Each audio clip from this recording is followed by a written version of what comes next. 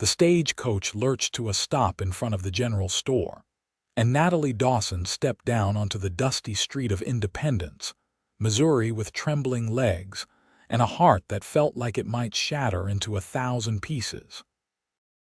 August 1871 had brought her here with nothing but a carpet bag containing 2 dresses, a Bible her mother had given her before dying, and shame so heavy it pressed against her chest like iron chains.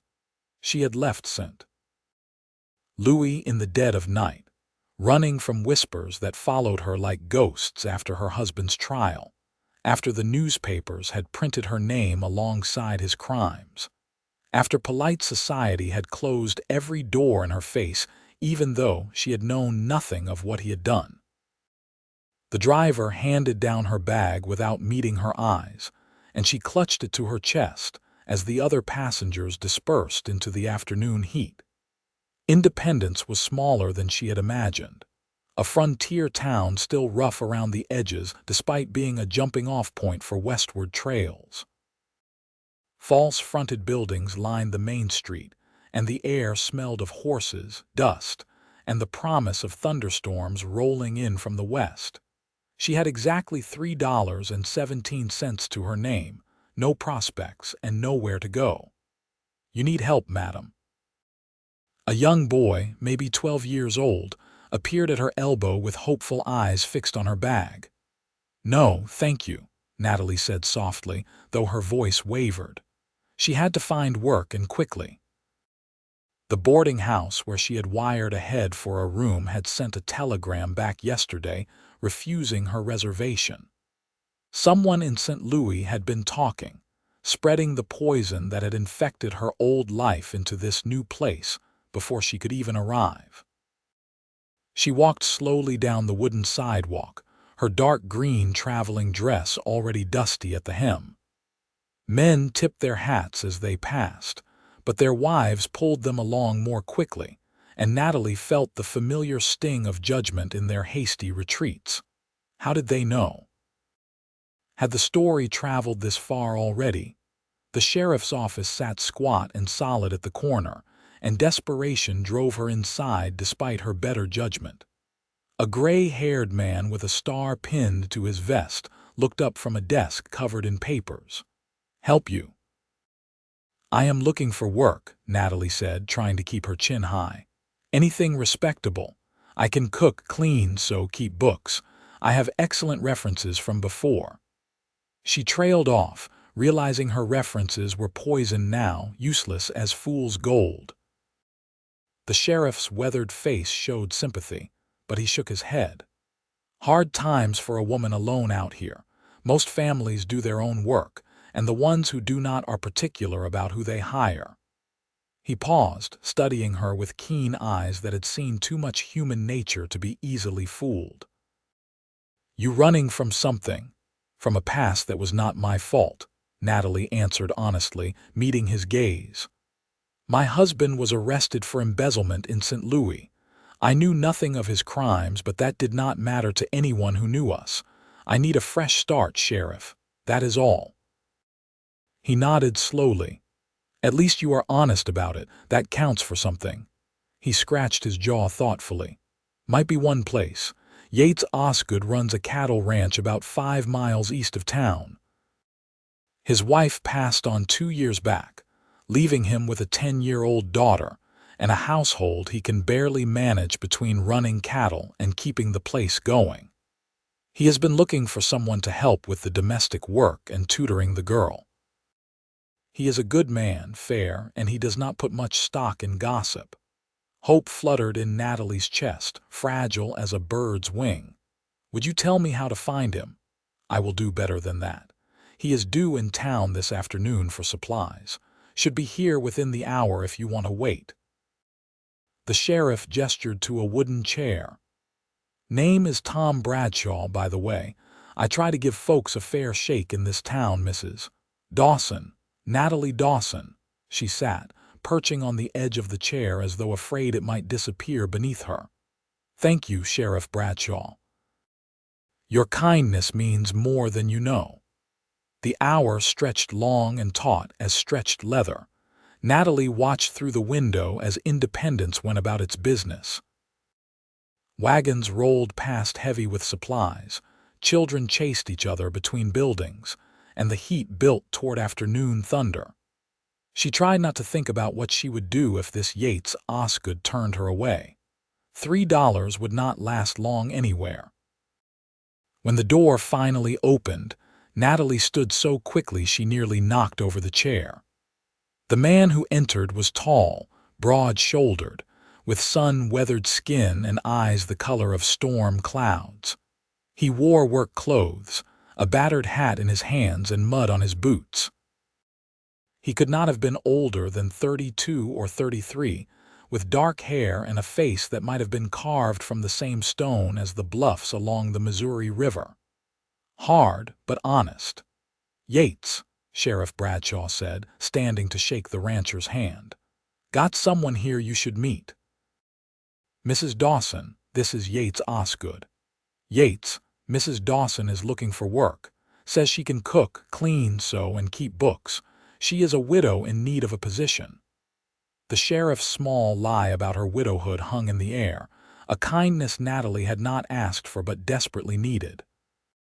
Yates Osgood turned those gray eyes on her, and Natalie felt exposed, as though he could see straight through to all her secrets and sorrows. She lifted her chin, refusing to cower despite the fear racing through her veins. "I am a hard worker," she said before he could speak. "I will not complain, I will not cause trouble, and I will earn every penny you pay me. All I ask is a chance to prove myself. Where are you from?" His voice was deep, measured, with a Missouri drawl softened by something gentler than she expected. "St. Louis. No point in lying. I left because staying was no longer possible." "Why?" Direct, no dancing around the question. Natalie swallowed hard. The truth tasted bitter, but she forced it out. "My husband was convicted of embezzlement from his employer. The scandal destroyed my reputation even though I had no knowledge of his crimes. I lost my home, my friends, and any possibility of decent employment. I came here hoping to start over where no one knew me, but it seems the story has preceded me. Sheriff Bradshaw suggested you might be willing to give me a chance despite my circumstances." She waited for the judgment, for the door to close in her face one more time. Instead, Yates Osgood studied her with those penetrating eyes for what felt like an eternity. Then he nodded once, sharp and decisive. "I see only your courage, madam," he said, and the words hit Natalie with unexpected force. "Takes guts to tell the truth when a lie would serve you better. Takes more guts to leave everything behind and start over." He settled his hat back on his head. "My daughter needs someone to teach her proper, cook decent meals, and maybe remind her that being female does not mean she has to grow up wild as a Mustang. I can pay $25 a month plus room and board. The work is hard and the ranch is isolated. If that suits you, the job is yours." Natalie's throat tightened with emotion so sudden and overwhelming she had to blink back tears. "It suits me perfectly, Mr. Osgood. Thank you. You will not regret this. Call me Yates. We do not stand much on formality out at the ranch." He glanced at Sheriff Bradshaw. "I will get my supplies loaded and we can head out before the storm hits. That all right with you, Mrs. Dawson?" "That is perfect. And please call me Natalie." An hour later, Natalie sat beside Yates on the bench of a sturdy wagon loaded with flour, sugar, salt, coffee, and various other supplies. The storm clouds had moved closer, turning the western sky purple and gray, and the air crackled with the promise of rain. Yates handled the two-horse team with easy competence, his strong hands steady on the reins. "Tell me about your daughter," Natalie said as they rolled out of Independence, heading east along a well-worn trail. "Hannah. She is 10, smart as a whip and stubborn as they come. Her mother died of pneumonia 2 winters back, and I have been managing as best I can. but a girl needs a woman's influence. She can ride better than most of the ranch hands, shoot a rifle and rope a calf, but she can barely read beyond primer level, and her manners at the table would make a proper lady faint. There was pride mixed with worry in his voice. I want better for her than just surviving. I want her to have choices when she grows up. What was your wife's name? Natalie asked softly. Caroline. We met back in Ohio before heading west. She wanted adventure, wanted to build something new. His jaw tightened. She got her adventure, but the frontier took her anyway. This land does not care much about what we want. Natalie heard the grief beneath his words, old but still sharp around the edges. I am sorry for your loss. I am sorry for yours too. Cannot be easy, losing your husband to a jail cell and your reputation to gossip. He is not dead, but he might as well be. 15 years in prison. By the time he gets out, I will be 41 years old, and whatever life we might have built will be ashes. She surprised herself with the honesty. I do not even know if I loved him, not really.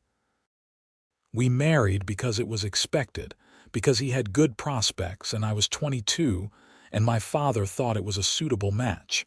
Now I wonder if I ever knew him at all. That is the hard part, Yates said. Finding out people are not who you thought they were. Thunder rumbled closer, and the first fat drops of rain began to fall.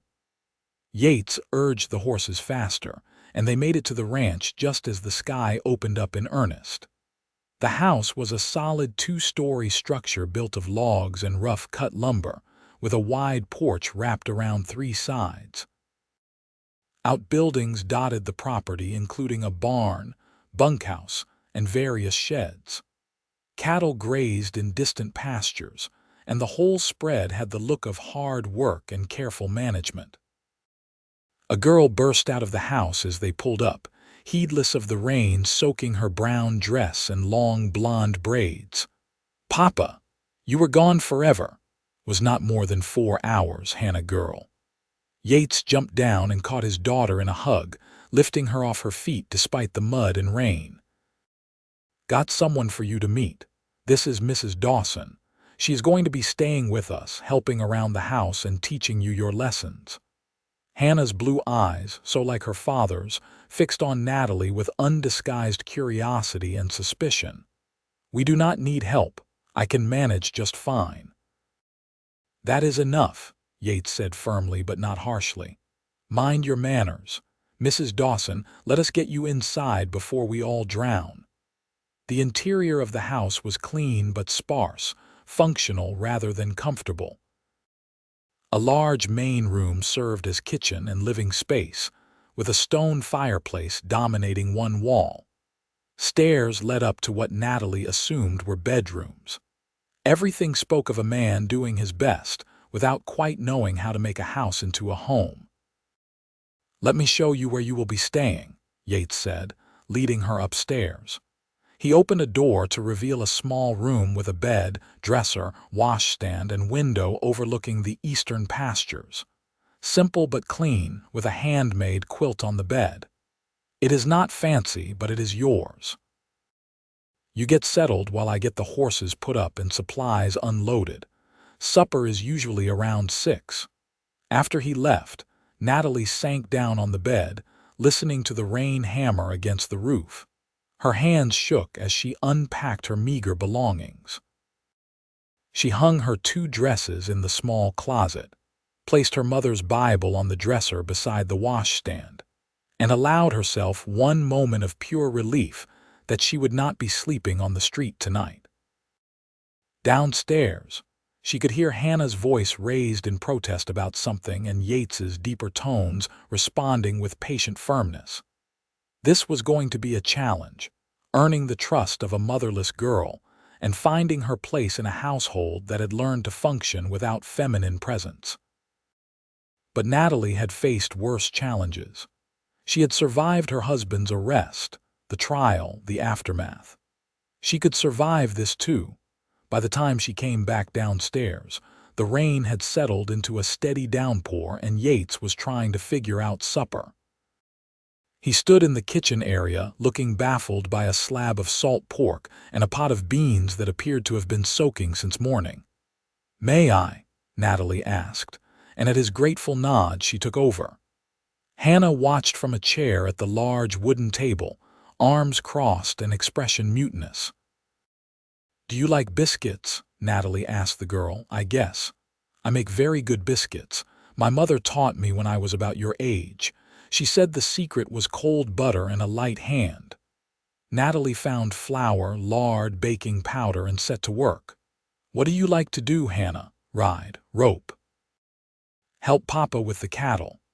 "Those are fine skills. Can you read?" "Some. Do not see much point in it." "Reading opens up the whole world," Natalie said, cutting butter into flour with practiced efficiency. "You can travel anywhere, learn anything, without ever leaving home. I could read you a story after supper if you like." "I am not a baby." "No, you are not. You are a young woman, but even grown women like stories." Natalie shaped the biscuits and slid them into the oven of the large cast iron stove. "I brought a book of Greek myths." "Do you know about the ancient Greeks?" Despite herself, Hannah looked interested. "What about them?" "They told stories about heroes and monsters, gods and goddesses, great adventures, very exciting tales." Natalie stirred the beans, seasoned them with salt and a bit of precious sugar, and sliced the salt pork for frying. "One of my favorites is about a woman named Atalanta who could run faster than any man and refused to marry unless someone could beat her in a race." "Did anyone beat her?" "You will have to let me read you the story to find out." Yates came in from the rain smelling of wet earth and horses. He washed up at the kitchen pump and took his place at the table. When Natalie set out supper, she caught the surprise in his eyes at the golden biscuits, perfectly cooked beans, and crispy salt pork. "This is the best meal we have had in this house in 2 years," he said after the first bite. "Caroline would be pleased." Hannah ate 3 biscuits and asked twice if there were more beans. After supper, Yates went to do evening chores while Natalie washed dishes with Hannah grudgingly drying.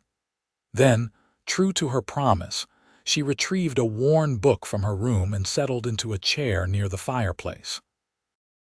Hannah pretended disinterest for about 30 seconds before creeping closer. Natalie read about Atalanta and her impossible speed, about the golden apples, about the cleverness that finally won the race. Hannah listened with rapt attention, perched on the hearth rug with her chin in her hands. "That is not fair," Hannah declared when the story ended. "She should not have lost just because some man cheated with magic apples." "Perhaps, but some stories teach us that even the fastest and strongest sometimes meet their match. What matters is what Atalanta chose to do after. Did she rage about losing, or did she make the best of her new circumstances?" Natalie closed the book. "We do not always get to control what happens to us, Hannah, but we can control how we respond."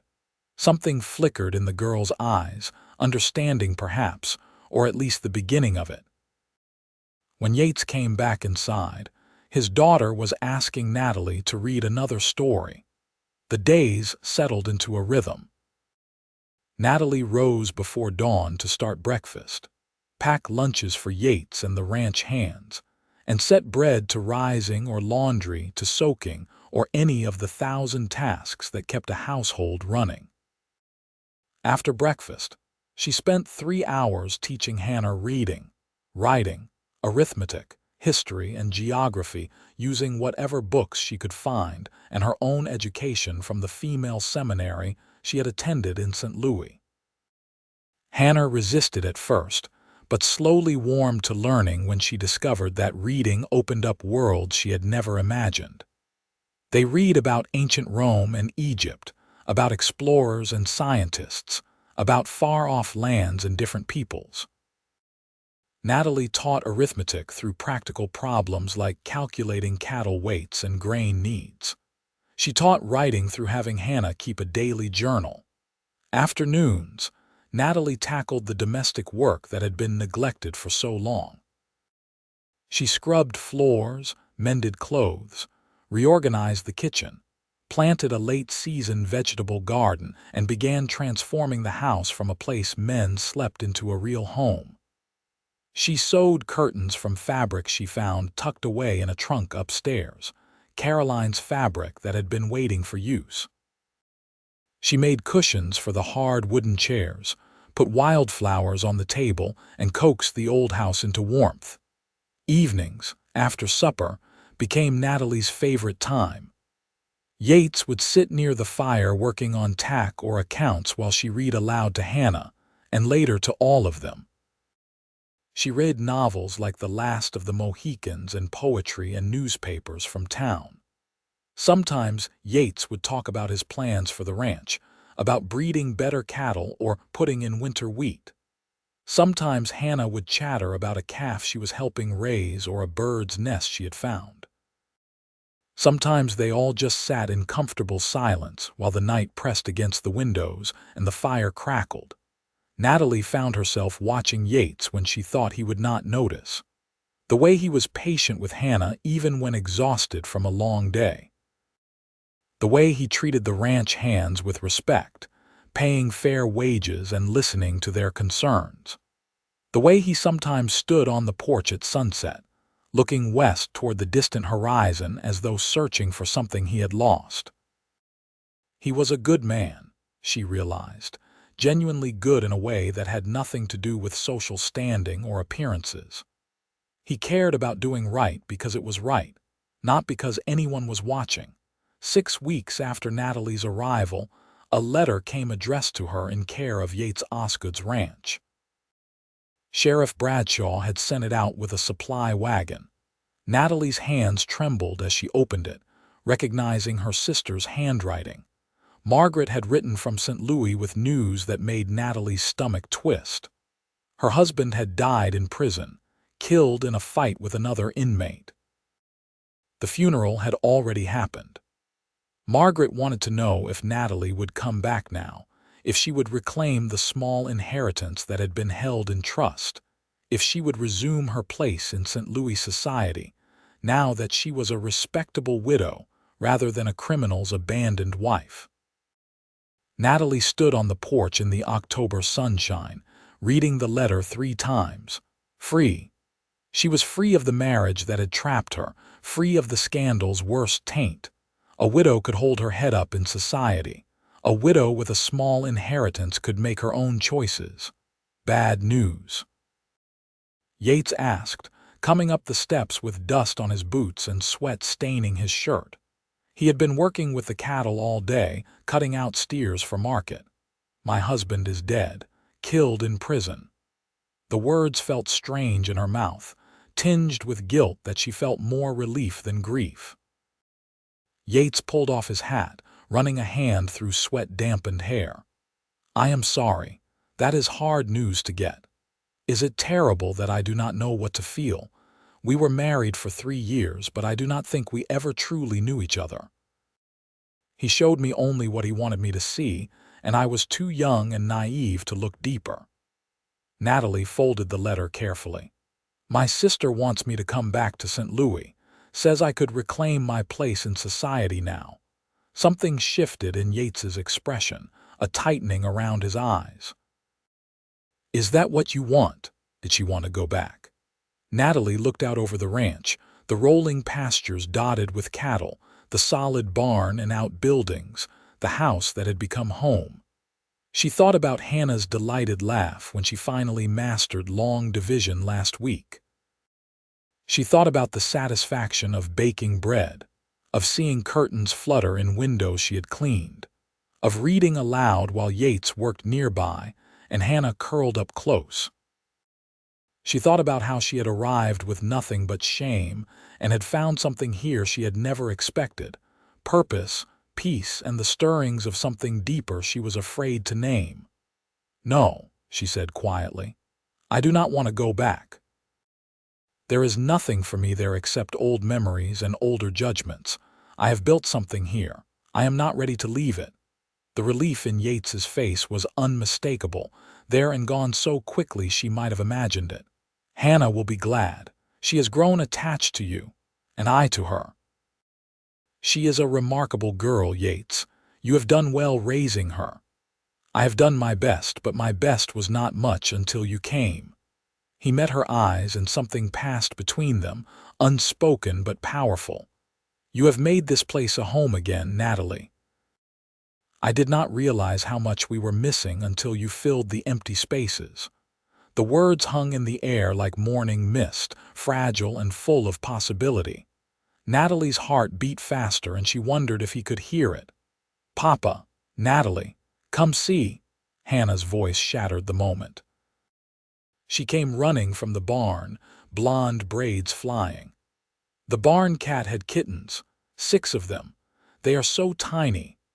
They spent the next hour in the barn, watching a proud mother cat with her squirming, mewling babies. Hannah was enchanted, begging to keep all of them, while Yates patiently explained that barn cats earned their keep by hunting mice and would stay in the barn, not the house. Natalie knelt in the sweet-smelling hay, watching father and daughter together, and felt her heart expand with an emotion she had not allowed herself in so long: hope for the future. That evening, after Hannah had gone to bed still chattering about the kittens, Natalie and Yates sat on the porch watching the moon rise. The October night was cool but not cold, perfect weather after the heat of summer. Cricket's song filled the darkness, and somewhere a coyote sang to the stars. "Can I ask you something?" Yates said after a long, comfortable silence. "Of course." "Why did you really leave St. Louis? I mean, I know about your husband, about the scandal, but there is more to it than that, is there not?" Natalie considered how much truth to share. Then she remembered that this man had given her a chance when no one else would, had looked at her with judgment and seen only courage. He deserved honesty. "After my husband's arrest, I discovered debts he had hidden from me. I lost our house, most of our possessions. His employer sued for restitution, which meant anything in my name was forfeit too. I was left with almost nothing." She wrapped her shawl tighter against the evening chill. "But worse than losing things was losing myself. I had been Mrs. Robert Dawson, wife of a respected banker, member of the right societies, hostess of proper dinner parties. When that was stripped away, I did not know who I was underneath.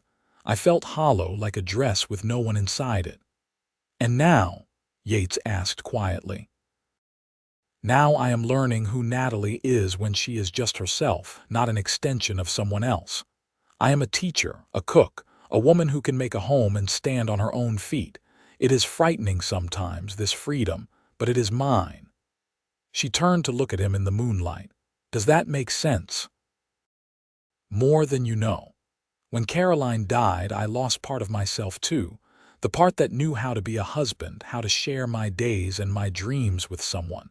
I have been just going through motions, surviving but not really living." His voice dropped lower. "Until you came. You reminded me what it feels like to have someone to talk to at the end of the day, to share the small moments that make up a life. You brought light back into this house." Natalie's breath caught. "Yates, I am not asking anything of you," he said quickly. "Your husband just died. You need time to grieve, to figure out what you want. I just needed you to know that having you here, it matters, to both of us." "It matters to me too," Natalie whispered. "More than I expected, more than I probably should admit." They sat in the moonlight, not touching but aware of each other with every breath, every heartbeat. Something had shifted between them, subtle as starlight but just as real. Natalie knew she should be cautious, should guard her heart after everything she had been through. But when she looked at Yates, she saw not a man who wanted to possess her or remake her into his image of a proper wife. She saw a partner, someone who respected her strength even as he offered his own. The autumn weeks rolled past, and Natalie settled deeper into her new life. She made friends with the ranch hands, a small crew of tough, weathered men who appreciated her cooking and treated her with rough courtesy. She learned their names, their stories, where they had come from and what had brought them to Yates Osgood's ranch. They were hard workers, loyal, the kind of men who judged others by actions rather than words. She also began accompanying Yates and Hannah into Independence for church on Sundays. The first time had been nerve-wracking, knowing that gossip about her might have spread. But Yates introduced her simply as his daughter's teacher and household manager, and his reputation in the community seemed to shield her from the worst speculation. Some women remained cool and distant, but others cautiously offered friendship, especially when they saw how devoted Natalie was to Hannah's education and how respectfully she conducted herself. One Sunday, in mid-November after services, a woman about Natalie's age approached with a warm smile. She had kind brown eyes and dark hair pinned under a simple bonnet. "Mrs. Dawson, I am Elizabeth Montgomery. My husband and I have the farm north of the Osgood Ranch. I wanted to introduce myself and say that if you ever need anything or just want company, please do not hesitate to call. It can be lonely out here, especially for women." "Thank you," Natalie said, surprised and touched by the genuine kindness. "I appreciate that more than you know. Hannah has been telling my son all about the lessons you teach. He is quite envious of all the stories about ancient heroes." Elizabeth laughed. "You have made quite an impression on her." Over the next few weeks, Natalie and Elizabeth became friends. It felt good to have another woman to talk to share the daily challenges and small triumphs of frontier life. Elizabeth was the first person Natalie had truly opened up to about her past, and she found acceptance instead of judgment. "We all have things we are running from or running toward," Elizabeth said one afternoon over tea at the Osgood Ranch. "What matters is who we choose to be now, not what happened before." Thanksgiving arrived with the first hard frost and preparations for a proper feast. Natalie worked for days, making pies from dried apples and precious canned cherries, roasting a turkey one of the ranch hands had shot, baking bread and rolls and biscuits. She made sweet potatoes with butter and brown sugar, green beans canned from the summer garden, cranberry sauce from berries Elizabeth had shared. The house smelled like heaven, and Hannah could barely contain her excitement. On Thanksgiving Day, they invited the ranch hands to share the meal. 8 people crowded around the table, which Natalie had covered with one of Caroline's old tablecloths, pressed smooth and laid with Caroline's good china that had been stored away. Yates said grace, his deep voice full of genuine gratitude for the food, the company, and the blessings of the year. "I am thankful for Natalie," Hannah announced when they went around the table sharing what they were grateful for.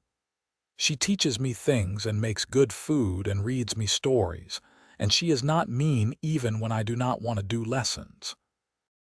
Everyone laughed, and Natalie felt her cheeks warm with pleasure. When it was her turn, she looked around the table at these people who had become her family in just a few short months. "I am thankful for second chances," she said softly, "for finding a place where I can be useful and valued, for discovering that the end of one life can be the beginning of another, better one." Yates's eyes met hers across the table, and the warmth in them made her heart skip. "I am thankful for the courage of people who start over when starting over seems impossible," he said, "and for the wisdom to recognize a gift when it arrives on the afternoon stage." After the meal, while the ranch hands relaxed on the porch smoking pipes and telling tall tales, Natalie and Yates washed dishes together in companionable silence. Hannah had fallen asleep on the sofa, exhausted by excitement and too much pie. The late afternoon light slanted gold through the windows, and the kitchen was warm from the stove. "That was the finest Thanksgiving meal I have had in years," Yates said, drying a plate with care. "Maybe the finest ever. You have a gift for making occasions special." It felt good to cook for people who appreciate it, Natalie admitted. In St. Louis, entertaining was about impressing people, showing off. Here it is about sharing what we have and being grateful together. I prefer this. Natalie. Yates set down the dish towel and turned to face her fully. I need to say something and I am not sure of the right words, so bear with me if I stumble through it. Her hands stilled in the dishwater. All right. When you first arrived, I hired you because I needed help and you needed work. That was a practical arrangement, nothing more. But somewhere along the way, it stopped being just practical. He took a breath. You have brought joy back into this house. You have given my daughter what I could not, the nurturing and learning she needs. You have reminded me what it feels like to have a partner to share life with, to talk to rely on. Natalie's heart was pounding so hard she was sure he could hear it.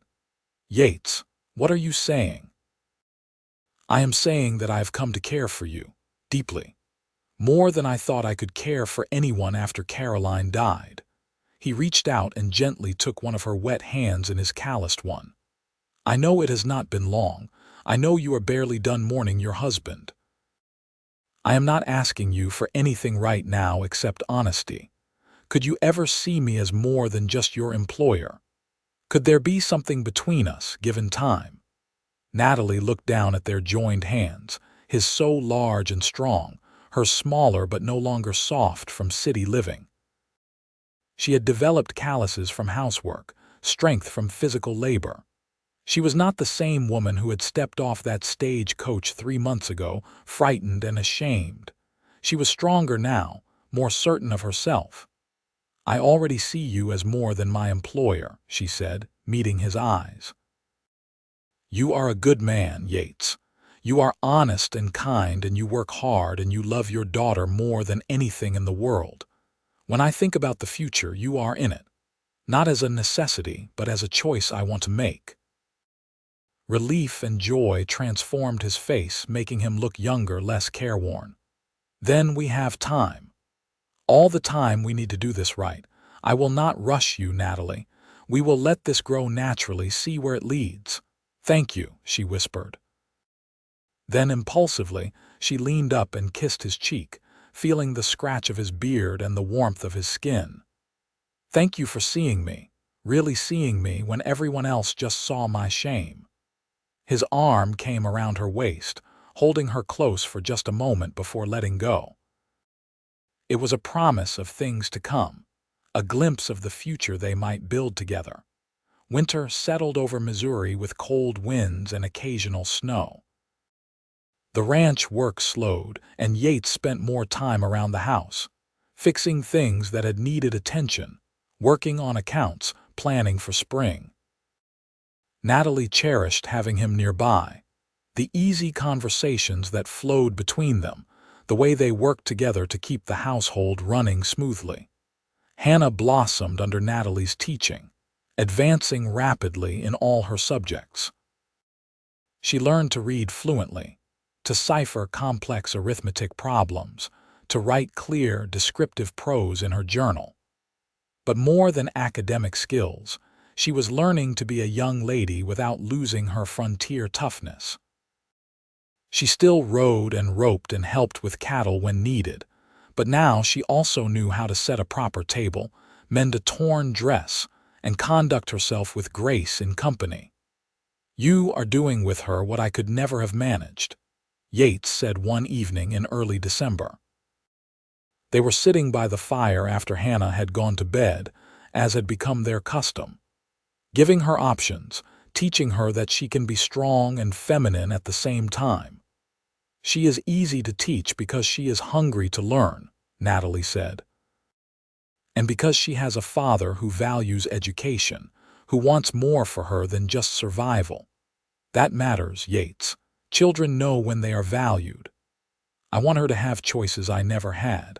I want her to be able to go to normal school if she wants, or back east to college even.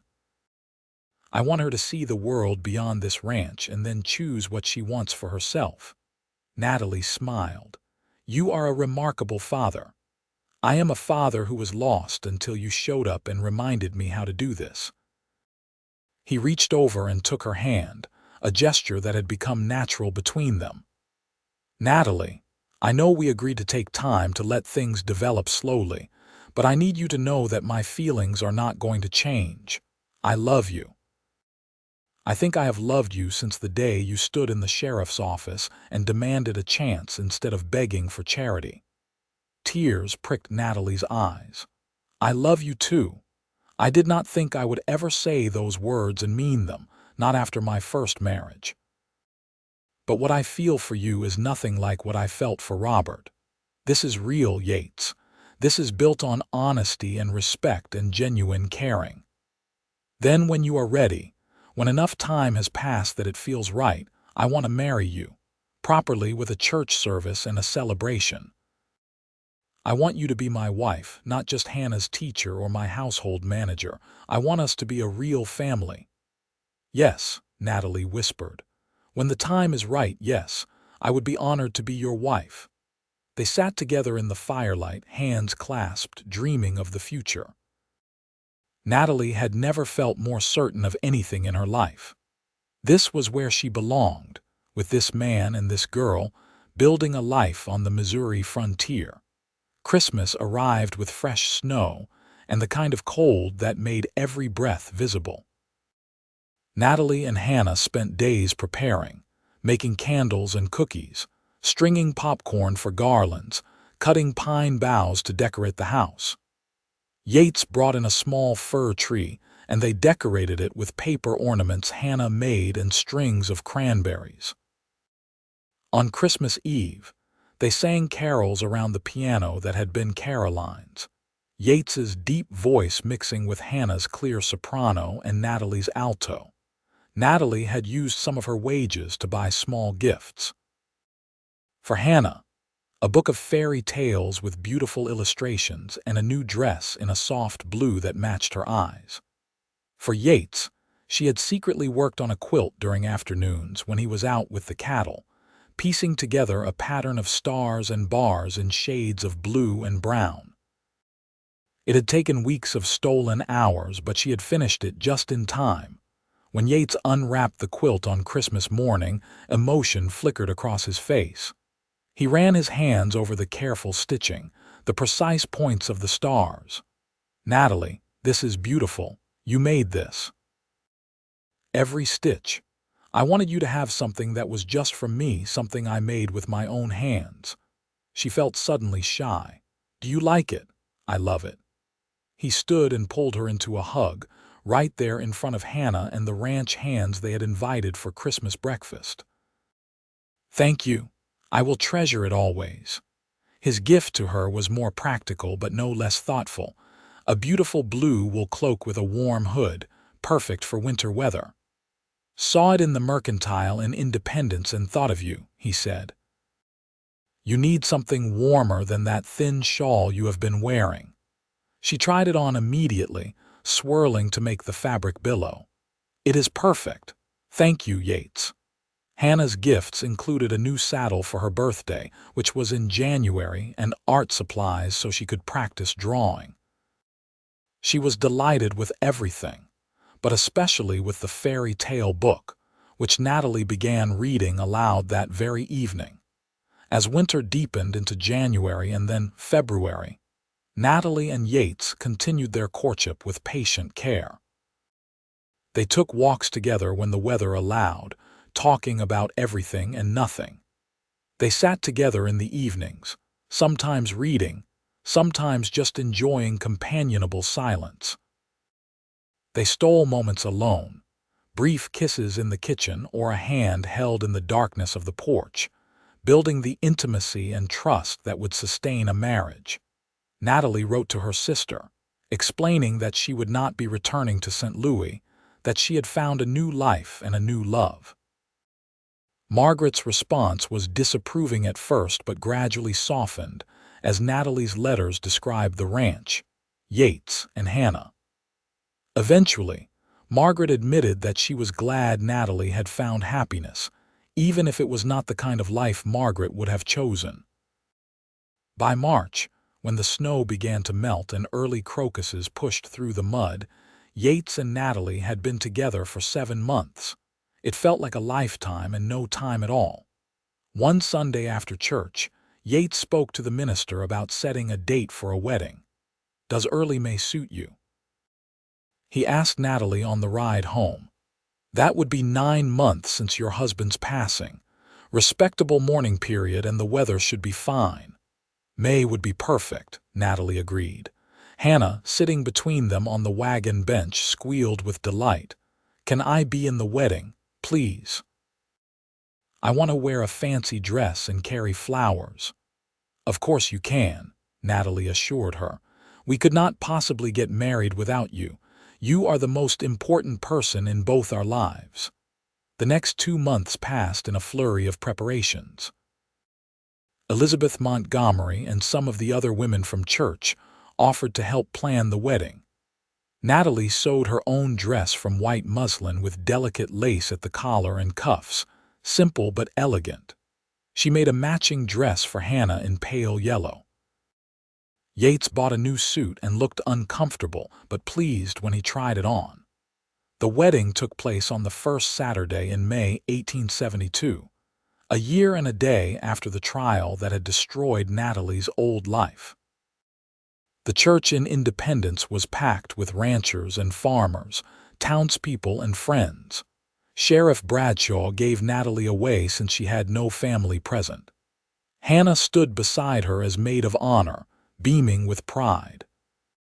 When Natalie walked down the aisle and saw Yates waiting at the altar, his gray eyes full of love and promise, she felt the last chains of shame and fear fall away. She was not Robert Dawson's disgraced widow. She was not a woman defined by scandal and loss. She was Natalie Dawson, soon-to-be Osgood, a woman who had survived and rebuilt and found love in the most unexpected place. The minister led them through the traditional vows. "Do you, Yates Osgood, take this woman to be your lawfully wedded wife, to have and to hold from this day forward for better, for worse, for richer, for poorer, in sickness and in health, until death do you part?" "I do," Yates said firmly, his voice carrying through the church. "Do you, Natalie Dawson, take this man to be your lawfully wedded husband, to have and to hold from this day forward for better, for worse, for richer, for poorer, in sickness and in health, until death do you part?" "I do," Natalie said, her voice steady and sure. They exchanged simple gold bands. When the minister pronounced them husband and wife and told Yates he could kiss his bride, the kiss was tender and full of promise. The church erupted in applause and cheers. The reception was held at the ranch, with tables set up in the yard and enough food to feed the whole county. Neighbors brought dishes to share, and someone produced a fiddle for dancing. Natalie danced with Yates, with Sheriff Bradshaw, with several ranch hands and farmers. Hannah danced with everyone, spinning until her yellow dress twirled like a flower. It was a perfect day, full of joy and community and hope for the future. As evening fell and guests began to head home, Natalie and Yates stood on the porch watching the sunset paint the sky in shades of gold and rose. Hannah was asleep on the sofa inside, exhausted by the excitement. "Happy?" Yates asked, his arm around Natalie's waist. "Happier than I ever imagined possible," she answered honestly. "A year ago I was at the lowest point of my life. I thought everything was over, that I would never be anything but a scandal and a cautionary tale. Instead, I found you. I found Hannah. I found a home and a purpose and a future." "How did I get so lucky?" "I think we both got lucky. You needed a second chance, and I needed someone to remind me how to live instead of just survive." He kissed the top of her head. "I love you, Natalie Osgood. I intend to spend the rest of my life making sure you never regret choosing me." "I could never regret this," she promised. "You saw past my shame to who I really was. You gave me courage when I had lost it. You and Hannah are my family now, and I will spend my life being worthy of that gift." They stood together, watching the stars emerge one by one. Two people who had found each other against all odds, who had built something beautiful from the ruins of their past lives. The years that followed were not always easy, but they were good. Natalie and Yates worked side by side to build the ranch into one of the most prosperous in the county. They expanded the cattle operation, added horses, improved the breeding stock. Natalie managed the books and household with equal efficiency, becoming known throughout the area as a shrewd business partner as well as a loving wife and mother. Hannah thrived under their care, growing into a confident young woman who could handle a horse with skill, run a household with grace, and hold her own in any conversation. When she turned 16, she announced her intention to become a teacher herself, inspired by Natalie's dedication to education. She went to normal school in Kansas City and came back with teaching credentials, eventually starting a small school for ranch children in the area. In October of 1872, Natalie discovered she was pregnant. The news filled her with equal parts joy and terror. Her first marriage had been childless, and she was nearly 29 now. But Yates was overjoyed, and Hannah could not wait to be a big sister. The following June, in the heat of a Missouri summer, Natalie gave birth to a healthy baby boy. They named him William after Yates's father, and he had his mother's dark hair and his father's gray eyes. Yates cried when he held his son for the first time, overwhelmed by the reality of this new life they had created together. "Thank you," he whispered to Natalie as she lay exhausted but happy in their bed. "Thank you for giving me this gift, for building this family with me." "We built it together," she corrected gently. "Every bit of it we made together." 2 years later, a daughter arrived, Catherine, with blonde hair like Hannah and a sweet, placid temperament. Hannah, now 17 and teaching school, doted on her baby siblings. The house rang with laughter and life, a far cry from the quiet, empty place it had been before Natalie arrived. The seasons turned. Children grew. The ranch prospered. Natalie and Yates grew older together, their love deepening with each passing year. They faced challenges, hard winters and dry summers, cattle disease and market fluctuations, but they faced everything together. Hannah married at 23, a good man from a neighboring ranch who valued her education and independence. They built a home 5 miles away, close enough for frequent visits. When Hannah's first child was born, she asked Natalie to be there, calling her mother even though they both knew Natalie had not given her birth. It was a title Natalie cherished more than any other. William grew into a serious, thoughtful boy who loved books and learning. Catherine was more like Hannah had been, wild and free, happiest when riding across the open range. Yates taught them both to rope and ride, to respect the land and animals, to work hard and keep their word. Natalie taught them to read and think, to value education and kindness, to see the humanity in all people regardless of station or circumstance. On their 10th anniversary, Yates took Natalie back into independence, to the very spot where the stagecoach had let her off a decade before. "Remember this?" he asked, holding her hand as they stood on the dusty street. "I will never forget it.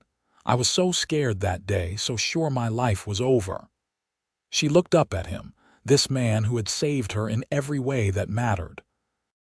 "I arrived with nothing but shame, thinking I had no value, no future, and you looked at me and saw something I could not see in myself." "I saw courage," Yates said, just as he had that first day in the sheriff's office. "I saw a woman strong enough to start over, brave enough to be honest, smart enough to know her own worth even when the world tried to convince her otherwise. I fell in love with that courage, and I have loved everything about you every day since." Natalie wrapped her arms around him, there in the middle of the street with people walking around them. "You saved my life, Yates Osgood, not just by giving me a job, but by seeing me as a whole person, worthy of respect and love. You gave me back myself." "No," he said, holding her close. "You saved yourself. You got on that stagecoach. You asked for work instead of charity. You faced down your shame and rebuilt your life. I just had the good sense to recognize a miracle when it arrived at my door." They stood together in the afternoon sunshine, two people who had found each other at the lowest points of their lives and built something beautiful from the wreckage.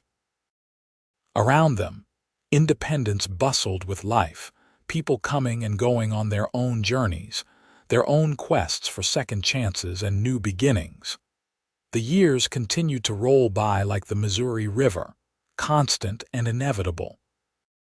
Natalie and Yates celebrated anniversaries and birthdays, welcomed grandchildren, and grieved the loss of friends. They watched their children grow and build their own lives, carrying forward the values they had been taught.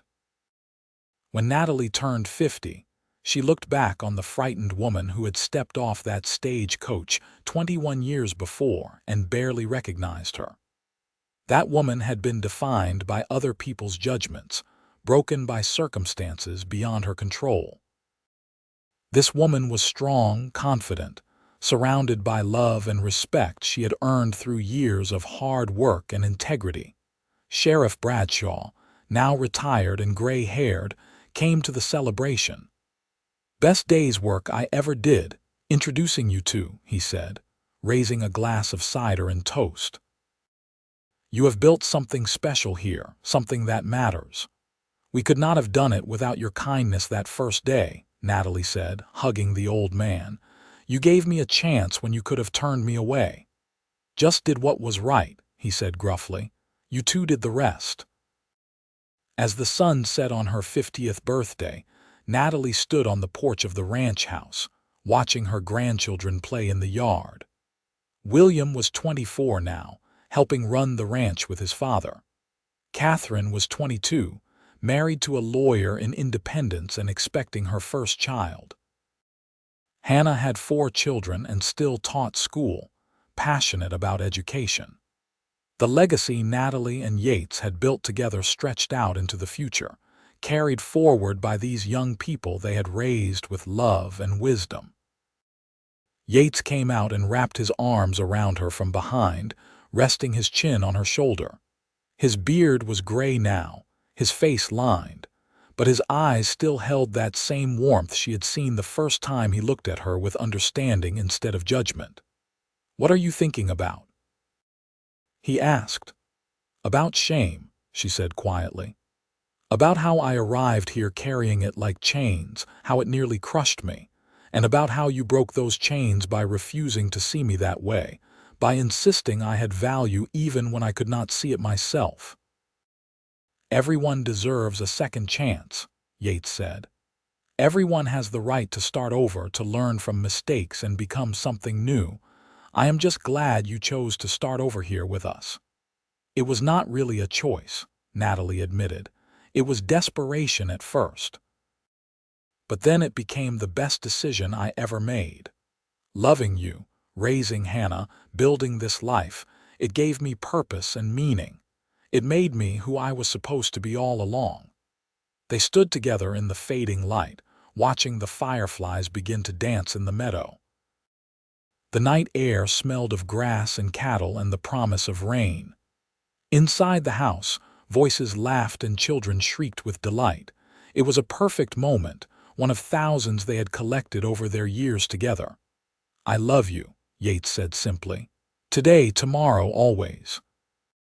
"And I love you," Natalie replied. "Thank you for seeing my courage when all I could see was shame. Thank you for giving me a home and a family and a future. Thank you for every day we have had together. The pleasure has been entirely mine, Mrs. Osgood." They went inside together, hand in hand, to rejoin the celebration. The house blazed with lamplight and warmth, full of the people they loved most in the world. Natalie looked around at the life she had built from nothing, at the family she had created through love and determination. and felt a peace so profound it brought tears to her eyes. She had arrived by stagecoach with nothing but shame. A woman broken by circumstances and betrayal, convinced her life was over before it had truly begun. But a rancher had seen past the scandal to the courage underneath, had offered her not just employment but respect and eventually love. Together they had built something that would last long after they were gone, a legacy of second chances and hard-won happiness. The months and years continued their steady march. William married a girl from town, a doctor's daughter with modern ideas about women's education and suffrage. Catherine's law practice thrived, and she became known as a fierce advocate for women's rights. Hannah's children all attended normal school, carrying forward their grandmother's passion for learning. Yates and Natalie grew old together, their bodies wearing down but their spirits remaining strong. They celebrated 50 years of marriage surrounded by children, grandchildren, and great-grandchildren. The ranch house they had built together stood solid and welcoming, testament to decades of love and labor. One spring evening, when Natalie was 78 and Yates 81, they sat together on the porch as they had done thousands of times before. Yates's health had been failing, his strong body finally succumbing to age and hard work. But his mind remained sharp, and his love for Natalie had never wavered. "You remember the day we met?" he asked, his voice weaker than it once was but still warm. "Every detail," Natalie said, holding his gnarled hand in hers. "I was so frightened, so lost. And you looked at me like I mattered, like my past did not define my future. It changed everything." "You changed everything," Yates corrected. "You brought life back to this place, to me, to Hannah. Everything good that came after started the day you stepped off that stagecoach." "We built it together," Natalie insisted, as she always did. "Every bit of it, side by side." Yates closed his eyes, a smile on his weathered face. 57 years, never once regretted a day of it. "You were the best thing that ever happened to me, Natalie Osgood." "And you were my second chance," she whispered. "My salvation. My love." They sat in comfortable silence as the sun set, painting the sky in the brilliant colors they had watched together for over half a century. When the stars began to emerge, Yates sighed contentedly and squeezed her hand one last time. He passed peacefully in his sleep that night, surrounded by family, his hand still holding Natalie's. The grief was profound, but so was the gratitude for the long, full life they had shared. Natalie mourned deeply, but she did not despair. She had learned long ago that endings were also beginnings, that loss could transform into something beautiful with time and love. She lived another 5 years, watched by devoted children and doted on by grandchildren and great-grandchildren. She spent her days writing down the story of her life, wanting future generations to know about the second chances and hard-won redemption that had shaped their family. She wrote about arriving in independence with nothing but shame, about a rancher who saw courage instead, about building a life and a love that had lasted through decades of joy and sorrow. On a bright morning in late summer, when she was 83 years old, Natalie sat on the porch watching the sun rise over the land she and Yates had worked so hard to build. William came out with coffee and a blanket for her shoulders. "Beautiful morning, Mother," he said. "Every morning is beautiful here," she replied. "This place, this land, it gave me everything. It gave me your father, gave me all of you, gave me a life worth living." "You gave us everything too," William said, kissing her forehead. "Your strength, your wisdom, your example of how to face adversity with grace. Everything I am, I learned from you and Father." Natalie smiled, content. "Then my work is done. Tell your children and their children that second chances are real. Tell them that shame does not have to be the end of the story. Tell them that courage and love can redeem anything." "I will," William promised. "I will make sure they never forget." Natalie closed her eyes, listening to the sounds of the ranch coming to life. Cattle lowing, horses whinnying, the distant voices of ranch hands starting their day. It was the same symphony she had heard every morning for nearly 60 years, and it was the most beautiful music in the world. She thought about that frightened woman who had stepped off the stagecoach so long ago, weighted down by shame and fear. She thought about Yates's words, words that had changed her life. "I see only your courage, madam." He had seen something in her that she could not see in herself, and his faith had given her the strength to become the woman she was meant to be. The sun climbed higher, warming her face. Natalie felt peaceful, complete, ready for whatever came next. She had lived a full life, loved deeply and been loved in return, built something that would endure long after she was gone. What more could anyone ask for? When William came back an hour later with breakfast, he found her still sitting peacefully, the blanket around her shoulders and a smile on her face. She had gone as gently as Yates had, passing from this life into the next with grace and dignity. The funeral was attended by hundreds of people from all over Missouri, testament to the impact Natalie and Yates had made during their lifetimes. Stories were told about her kindness, her strength, her dedication to education and community. But the story everyone remembered best was the one about a woman who arrived by stagecoach with nothing but shame and a rancher who saw only her courage. Years later, when great-great-grandchildren asked about the family history, they were told about Natalie and Yates, about second chances and redemption, about love that could heal even the deepest wounds. The ranch remained in the family, generation after generation, a living legacy of everything two people had built from courage and hope. And on summer evenings, when the fireflies danced and the stars emerged one by one, people swore they could feel the presence of those two souls still watching over the land they had loved so well. Natalie, who had transformed shame into strength. Yates, who had seen past scandal to the woman beneath. Together, they had proven that endings could be beginnings, that the worst circumstances could lead to the best outcomes, and that love built on respect and honesty could last forever. Their story became legend in Independence, passed down through the decades as an example of what frontier life could be at its best. Hard but fair, challenging but rewarding, full of second chances for those brave enough to reach for them. The ranch house still stood, solid and welcoming, filled with children and grandchildren, and the echoes of a love that had started with a simple act of kindness and grown into something that changed countless lives. In the end, Natalie's greatest legacy was not the prosperous ranch or the successful children, or even the decades of happy marriage.